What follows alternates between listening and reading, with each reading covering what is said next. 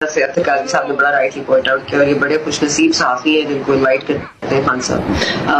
تو میرا خیال ہے کہ ہی از دی چوزن ون. تو بڑی اچھی بات ہے, انہوں نے بڑا کلیئرلی بتا بھی دیا کہ خان صاحب کی خواہشات کیا ہیں. ثنا بچا صاحبہ نے کہا کہ میں چوزن ون ہوں, وہاں پہ میرے علاوہ 1 درجن اور بھی صحافی تھے. چوزن ون وہ ہوتے ہیں جو نصیبوں میں سے ایک تھے, ان کا کہنے کا مطلب یہ تھا کہ جو میرے خیال چوزن ون تو وہ ہوتے ہیں. حالانکہ میں گارنٹی کرتا ہوں کاظمی کو چائے بھی نہیں پلائی ہوگی. کیوں چائے تھی جی قاضی صاحب؟ نہیں جی, چائے کدھر ملتی ہے جی, وہ خوابے آپ کو پتا کدھر سے ملتے ہیں وہ آپ کو بھی پتا ہے.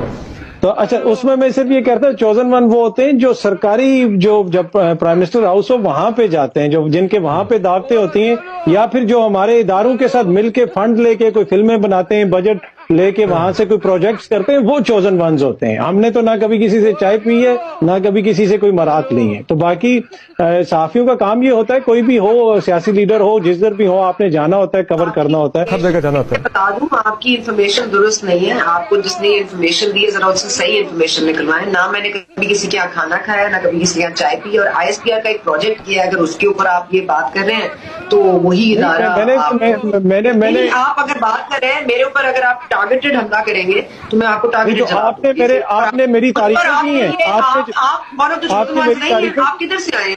آپ کون سے سینئر صحافی اور تجزیہ نگار ہیں؟ کہاں سے آئے ہیں آپ؟ کیا کرتے ہیں؟ چھوڑے یہ بحث کو چھوڑتے ہیں, مطلب مجھے بتا دیں نا کہاں سے اس بحث کو چھوڑتے ہیں, آگے بڑھتے ہیں. سینئر ہونے کے لیے مجھے ثنا بچا کا سرٹیفکیٹ تو نہیں چاہیے نا, اتنا تحمل اور اتنا برداشت ہونا چاہیے. اگر کسی نے بات کی ہے تو کرتے ہی معاملہ پھر خراب ہو جاتا ہے, اس کے اوپر ذاتی حملہ کرنا ضروری ہے. آگے میں اس طرح بڑھتا ہوں کہ ایز اے انتہائی جونیئر صحافی اور انتہائی جونیئر تجزیہ کار میں آپ سے یہ کہتا ہوں